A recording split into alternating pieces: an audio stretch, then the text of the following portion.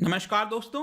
As expected China के द्वारा एक नई अद्भुत चीज लाई गई है और वो ये है कि उनके द्वारा एक नया कानून पास किया गया है। देखिए, वैसे तो कोई उनका पार्लियामेंट या इस तरह की कोई चीज है नहीं कि कोई प्रॉपर कानून सही से पास हो पाए, लेकिन उनकी खुद की जो पार्टी है कम्युनिस्ट पार्टी, उन्हीं के द्वारा एक स्टैंडिंग कमेटी के द्वारा जो भी डिसाइड किया जाता है वो कानून बन जाता है एक तरह से। तो यहां पर बताया जा रहा है कि एक नया कानून के तहत यहां पर जो उनके कोस्ट गार्ड्स हैं वो किसी भी फॉरेन वेसल्स के ऊपर फायर कर सकते हैं अगर उनको लगता है कि उनके डिस्प्यूटेड टेरिटरी में कोई भी बाहरी कोई किसी दूसरे देश का शिप वेसल आया है, एंटर किया है, तो उनको यहां पर फायर कर सकते हैं। ऐसा पावर दिया गया। वैसे तो चाइना आप कहीं भी क्लेम कर सकता है, धरती के किसी कोने में कर सकता है, मार्स पर कर सकता है, तो ये तो हर जगह फायर कर सकते हैं नए कानून के तहत। यहां पर आप देख पाओगे, China passes law to give coast guard power to fire on foreign vessels, demolish structures in disputed waters. और इसमें पूरे वीडियो में मैं आपको बताऊंगा कि कहां कहां पर मैरीटाइम डिस्प्यूट है चाइना का, यहां पर क्यों ये प्रॉब्लम क्रिएट कर सकता है जो नया वाला कानून है, क्योंकि यहां पर एक टेम्पररी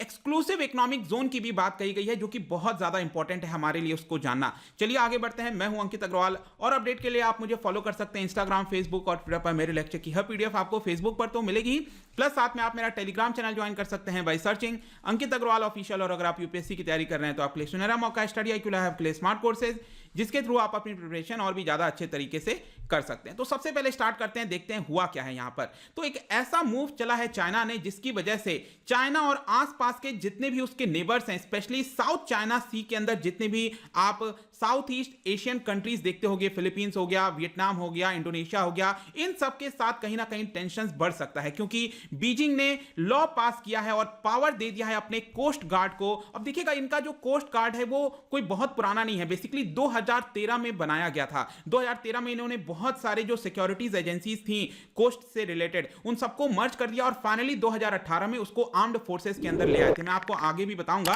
तो यहां पर क्या किया गया है, जो कोस्ट गार्ड है उनको पावर दिया गया है कि वो किसी भी फॉरेन वेसल्स को डिमोलिश कर सकते हैं, फायर कर सकते हैं, अगर उनको लगता है कि उनके टेरिटरी के अंदर, मैरीटाइम टेरिटरी की मैं बात कर रहा हूं, अगर वहां पे कोई भी फॉरेन शिप्स एंटर करती है। तो बेसिकली ये जो डिसीजन है दोस्तों वो लिया गया है National People's Congress Standing Committee. तो ये स्टैंडिंग कमेटी है जो भी डिसाइड करती है। तो ये 2 दिन पहले की बात है दोस्तों, फ्राइडे को ये डिसीजन लिया गया था। और यहां पर आप देख सकते हो इसमें लिखा हुआ है ऑल नेसेसरी मींस, मतलब जितने भी प्रकार के मींस हो सकते हैं, चाहे वो रॉकेट के थ्रू हो, किसी भी प्रकार से, यहां पर अगर उनके टेरिटरी में कोई भी फॉरेन वेसल किसी प्रकार का थ्रेट पोज करने की कोशिश करेगा, चाहे यूएस हो कोई भी हो, तो यहां पर उसको फायर कर सकते हैं। ऐसा यहां पर एम्पावर कर दिया गया है उनके कोस्ट गार्ड को, ऐसा नया लॉ में बताया गया है। इसके अलावा यहां पर एक और चीज आप देखिए क्या लिखा हुआ है, it will also allow the coast guard to launch preemptive strike. मतलब कि अगर उनके कमांडर्स को लगता है कि कोई फॉरेन शिप यहां पर आ रही है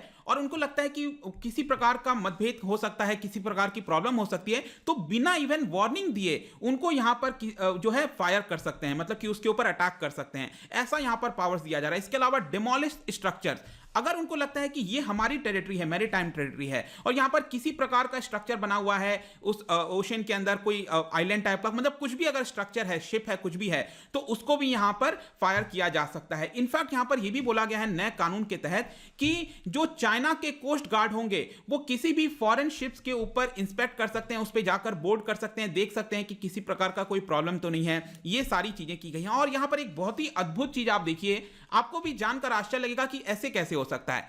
वो उनका यह कहना है कि जो कोस्ट गार्ड हैं वो कहीं पर भी टेम्पररी एक्सक्लूसिव जोन बना सकते हैं। अब आपको पता होगा जो एक्सक्लूसिव इकोनॉमिक जोन है वो क्या होता है, कि सपोज ये हमारे भारत का सब कॉन्टिनेंट है नीचे, राइट, तो जो हमारा कोस्ट है दोस्तों, ईस्टर्न वाला, वेस्टर्न वाला, यहां से 200 नॉटिकल माइल्स तक एक तरह से हम कह सकते हैं कि जो उसमें इकोनॉमिकली जितनी भी चीजें हैं वो हमारी हो सकती हैं। तो यहां पर बेसिकली कहा जा रहा है कि चाइना के जो कोस्ट गार्ड हैं वो कहीं पर भी होंगे और उनको लगेगा कि कोई फॉरेन वेसल आ रहा है, उसको रोकने के लिए वो तुरंत अनाउंस कर देंगे कि ये हमारा एक्सक्लूसिव इकोनॉमिक जोन है। तो सपोज वो कल के डेट में इंडियन ओशन में आ जाए और वो कह दे कि ये हमारा एक्सक्लूसिव इकोनॉमिक जोन है, तो क्या मतलब हम एंटर नहीं कर पाएंगे। मतलब ऐसी चीजें यहां पर की गई हैं जो कि हंसने वाली चीज है। ऐसी चीजें, टेम्पररी एक्सक्लूसिव इकोनॉमिक जोन की बात कही जा रही है। इसके अलावा यहां पर अब हम जानते हैं कि मैरीटाइम डिस्प्यूट क्या क्या है यहां पर। तो देखिए, एक तो आपको मैरीटाइम डिस्प्यूट मिलेगा ईस्ट चाइना सी में, जहां पर जापान के साथ काफी बड़ा डिस्प्यूट है, और दूसरा जो सबसे बड़ा डिस्प्यूट है दोस्तों वो है आपका साउथ चाइना सी के अंदर। यहां पर आप देख सकते हो ये चाइना है और नीचे ही आपको वियतनाम है, मलेशिया है, ब्रुनेई है, आपका इंडोनेशिया हो गया यहां पर, और नीचे इधर आप देखोगे फिलीपींस है।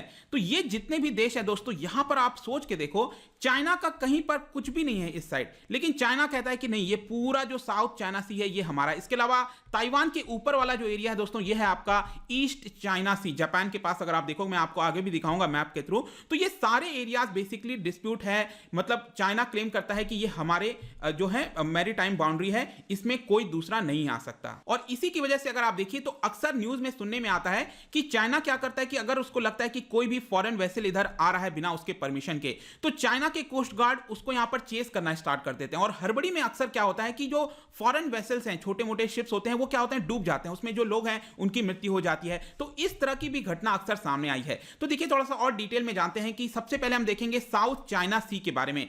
साउथ चाइना सी की जब भी बात आती है, आपने 9 डैश लाइन के बारे में सुना होगा। 9 डैश लाइन कुछ भी नहीं है, बस यहां पर 9 डैश आप देख रहे हो ना, 1 2 3 4 5 6 7 8 9, इसी को कह दिया गया है 9 डैश लाइन। चाइना ने कहा है कि ये वाला जो लाइन है जहां जहां पर हमने मार्क किया है, ये हमारी टेरिटरी है, मैरीटाइम टेरिटरी है। तो यहां पर वर्चुअली आप कह सकते हो कि चाइना क्लेम करता है ये पूरा ही साउथ चाइना सी हमारा है, जिसमें अगर आप देखोगे तो कोस्ट गार्ड ने पिछले काफी समय से इंपॉर्टेंट रोल प्ले किए हैं ताकि उनका दबदबा यहां पर बना रहे। सबसे पहले मैं आपको बताना चाहूंगा, नटूना आइलैंड के पास जो फिशिंग का डिस्प्यूट है इंडोनेशिया के साथ, आप राइट साइड में देखिए, यहां पर ये आपको दिख रहा होगा नीचे नटूना आइलैंड। अब नटूला जो आइलैंड है दोस्तों, इसको लेकर डिस्प्यूट नहीं है। अब आप समझो, अगर यहां पर आइलैंड है, ये किसका है, ये इंडोनेशिया का आइलैंड है। तो जहां पर भी आपका टेरिटरी होता है, वहां से मैंने आपको बताया 200 नॉटिकल माइल्स तक एक्सक्लूसिव इकोनॉमिक जोन आप क्लेम कर सकते हो, ठीक है। तो यहां पर क्या है कि जो चाइना है वो कहता है कि हम यहां पर फिशिंग कर सकते हो, आप नहीं आ सकते, और इंडोनेशिया कहता है नहीं, ये हमारा आइलैंड है तो हम 200 नॉटिकल माइल्स तक आ सकते हैं। तो एक तो इंडोनेशिया के साथ भी नटूना आइलैंड, याद रखिएगा, आपके एग्जाम पॉइंट ऑफ व्यू से इंपॉर्टेंट है, पूछ सकता है कौन से सी में आपको मिलेगा, मेडिटेरेनियन सी में कहीं पर, तो याद रखिएगा ये आपका इंडोनेशिया का आइलैंड है, ये साउथ चाइना सी के अंदर है। तो एक तो इंडोनेशिया के साथ हो गया। इसके अलावा वियतनाम के साथ आपने सुना होगा, यहां पर पार्सल आइलैंड है। इसके अलावा आपने वैनगार्ड बैंक के बारे में सुना होगा। तो बेसिकली ये जो पार्शियल आइलैंड है दोस्तों, इसके के जस्ट पास में यहां पर आपको मिलेगा वैनगार्ड बैंक। उसको लेकर भी अक्सर स्टैंड ऑफ देखने को मिलता है वियतनाम और चाइना के बीच में। इसके अलावा यहां पर फिलीपींस हो गया। फिलीपींस आप देख सकते हो, फिलीपींस कवर करता है कि ये हमारा है। अब आप देखिए, ये फिलीपींस कहता है कि ये वाला हिस्सा यहां तक हमारा है, और ऑब्वियस सी बात है फिलीपींस का 200 नॉटिकल माइल्स तक यहीं तक होगा। लेकिन चाइना देखिए क्या कहता है, चाइना कहता है नहीं, ये 9 डैश लाइन हमने बना दिया और हमने जो कह दिया वो एकदम पत्थर का लकीर हो गया है, तो ये हमारा ही होगा, ऐसा चाइना क्लेम करता है। और इसी की वजह से जो बीच का पूरा एरिया है वो अक्सर डिस्प्यूट में रहता है। तो ये फिलीपींस के साथ है। तो जितने भी यहां पर अक्सर आप देखोगे, स्कॉलबोरो आइलैंड हो गया, शोल हो गया, स्पार्टली आइलैंड हो गया, ये सभी चीजों को लेकर यहां पर डिस्प्यूट है, ब्रुनेई के साथ, मलेशिया के साथ, वियतनाम, फिलीपींस और इंडोनेशिया, मैंने आपको बताया। तो यहां पर फिलीपींस के साथ जो डिस्प्यूट है, इसको लेकर फिलीपींस सरकार ने क्या किया कि यहां पर जो सी है उसको वेस्ट फिलीपींस सी का नाम दे दिया है। यहां पर जो सी आप देख रहे हो, इसको वेस्ट फिलीपींस सी का नाम दे दिया है, ताकि जो चाइना है, क्योंकि चाइना तो अपना नाम यहां पर लगाता रहता है, साउथ चाइना सी जैसे कि उसी का हो गया। इसके अलावा ईस्ट चाइना सी में भी डिस्प्यूट है जापान को लेकर। अब आप यहां पर देख सकते हो, नीचे मैंने आपको बताया था ताइवान है, इसके ऊपर वाला दोस्तों ये है आपका ईस्ट चाइना सी। और यहां पर एक आइलैंड है जिसको लेकर अक्सर आप न्यूज में सुनते होंगे, डियाओ या फिर सेनकाकू आइलैंड। देखिए सेनकाकू बोला जाता है जापान के द्वारा, ऊपर जो आप जापान देख रहे हो, और ये जो डियाओ आइलैंड है ये बोला जाता है चाइना के द्वारा, दोनों सेम आइलैंड है। तो ये जो आइलैंड देख रहे हैं दोस्तों, चाइना कहता है कि ये हमारा आइलैंड है, जिसकी वजह से आप देखोगे तो जापान का एक्सक्लूसिव इकोनॉमिक जोन यहां तक आता है, ये पूरा ग्रीन वाला। और जो चाइना है वो कहता है कि नहीं, ये रेड वाला जो देख रहे हो ये हमारा है, ये चाइना का क्लेम्ड एक्सक्लूसिव इकोनॉमिक जोन है। इसी को लेकर बीच में जो आइलैंड्स हैं वो डिस्प्यूट में चलते रहते हैं, और इसी को लेकर जापानीज डिप्लोमैट्स ने अक्सर यहां पर प्रोटेस्ट दर्ज किया है चाइना के साथ। और यहां पर चाइना जो है वो क्या करता रहता है कि अक्सर अपने जो शिप्स वगैरह हैं उसको यहां पर भेजता रहता है। इन सारी चीजों को देखकर जो यूएस मिलिट्री है वो उसने अपने प्रेजेंस को बढ़ा दिया है, ताकि जो जापान है वो बहुत ज्यादा, जो चाइना है वो बहुत ज्यादा अपना एग्रेशन इधर नहीं दिखा सके। इनफैक्ट यहां पर जो नए प्रेसिडेंट बने हैं अभी जो बाइडन अमेरिका के, उन्होंने यहाँ पर एक तरह से अश्योरेंस दिया है जापान के नए प्राइम मिनिस्टर योशिहिदे को, और उनको कहा है कि जो सेनकाकू आइलैंड है वो बेसिकली हमारा जो ट्रीटी हुआ था US Japan mutual defence treaty, उसके तहत ये आपका शामिल है, तो हम इसको पूरी तरह से प्रोटेक्ट करेंगे, आप चिंता मत करिए। इसके अलावा चाइना का जो टेरिटोरियल क्लेम है दोस्तों, एक तो साउथ चाइना सी मैंने आपको बताया, ईस्ट चाइना सी, प्लस यहां पर इंडियन ओशन के अंदर भी अक्सर आपने सुना होगा वो कई जगह अलग अलग देशों के साथ, चाहे बांग्लादेश हो, म्यांमार हो गया, श्रीलंका हो गया, मालदीव्स हो गया, अलग अलग देशों के साथ यहां पर अपने पोर्ट्स को बनाने की कोशिश करता है। तो इंडियन ओशन रीजन्स में वो काफी एग्रेसिव तरीके से कोशिश करता रहता है कि वो यहां पर आ सके और अपने प्रेजेंस को बढ़ा सके। तो ओवरऑल इसमें क्या निकल कर आया, इसमें यह है दोस्तों कि जो रूल बेस्ड सिस्टम होता था उसको चाइना ने एक तरह से चैलेंज कर दिया है कि जो रूल बेस्ड सिस्टम है, रूल बेस्ड सिस्टम क्या कहता है कि अगर आपका कोई भी टेरिटरी है वहां से 200 नॉटिकल माइल्स तक आप चीजों को क्लेम कर सकते हो। लेकिन चाइना, जैसा कि मैंने आपको बताया, वो तो कहता है कि नहीं, यहां पर पूरा जो साउथ चाइना सी है ये हमारा हो गया। तो जो रूल बेस्ड सिस्टम है यूएन क्लॉज के तहत, उसको एक तरह से दरकिनार करने की कोशिश करता है। अब इन सारे चीजों को लेकर चाइना का क्या कहना है, चाइना क्या जस्टिफिकेशन दे रहा है कि जो उसने अपने कोस्ट गार्ड को एम्पावर किया है कि किसी भी फॉरेन शिप्स के ऊपर एक तरह से फायर कर दो। तो यहां पर इसमें फर्स्ट आर्टिकल में यह लिखा हुआ है कि चाइना अपनी सॉवरेनिटी, सिक्योरिटी और मैरीटाइम राइट्स को क्लेम करने के लिए यह नया लॉ लेकर आया है, ऐसा चाइना का कहना है। और जब उनसे पूछा गया तो यहां पर आप देख सकते हो चाइनीज की जो फॉरेन मिनिस्ट्री है उन्होंने एक स्टेटमेंट जारी किया और यह कहा कि जो भी हमने कानून पास किया है वो इंटरनेशनल प्रैक्टिसेस के साथ है, इसमें कुछ भी मतभेद नहीं है। तो चाइना तो क्या है, एक लाइन में बस कह देता है और निकल जाता है, उससे कोई पूछने वाला है नहीं। और ये सारी चीजें याद रखिएगा तब आई हैं 7 इयर्स के बाद, क्योंकि 7 साल पहले करीब 2013 में बताया जाता है कि चाइना की बहुत सारी civilian maritime law enforcement agencies थी, उन सबको यहां पर मर्ज कर दिया गया और एक सिंगल कोस्ट गार्ड ब्यूरो बनाया गया। तो एक्चुअल में अगर आप देखोगे ये जो कोस्ट गार्ड है चाइना का, वो प्रेजेंस में आया है 2013 में, 7 साल पुराना ही है। और फाइनली जाकर जो उनकी आर्म्ड पुलिस है, आर्म्ड फोर्सेज हैं, उसके अंदर इसको शामिल कर लिया गया 2018 में, मतलब कि 3 साल पहले उनको इसके अंदर शामिल किया गया। मतलब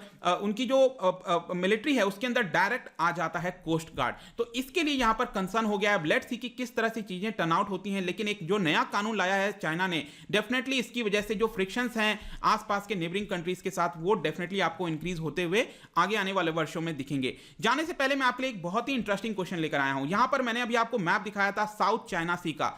मेरा यह कहना है कि सपोज आप साउथ चाइना सी के अंदर हो और वहां से आप जा रहे हो और एक स्ट्रेट को पास कर रहे हो, और इस स्ट्रेट का नाम है लुजॉन स्ट्रेट। क्या आपने इसके बारे में सुना है? जो लुजॉन स्ट्रेट है, अगर आप उससे क्रॉस कर रहे हो तो आपके लेफ्ट और राइट में कौन सा देश आपको दिखेगा? ठीक है, कौन सा देश राइट और लेफ्ट में आपको मिलेगा, आपको यह बताना है। इसका जो राइट आंसर है दोस्तों, मैं अपने इंस्टाग्राम पर तो डालूंगा ही, अगर आप इंस्टा पे नहीं हो कोई बात नहीं, टेलीग्राम से आप इसका राइट आंसर ले सकते हैं। मैं कई सारे एमसीक्यूज यहां पर डालता रहता हूं स्टोरीज के फॉर्म में, आप जाकर प्ले कर सकते हो। अगर आप मुझसे इकोनॉमी पढ़ना चाहते हैं, कोई भी कोर्स परचेज करना चाहते हैं, स्टडी IQ ऐप पर जा सकते हैं। आई होप की वीडियो आपको पसंद आया होगा। मिलता हूं आपसे next time. Till then, thank you very much, see you soon.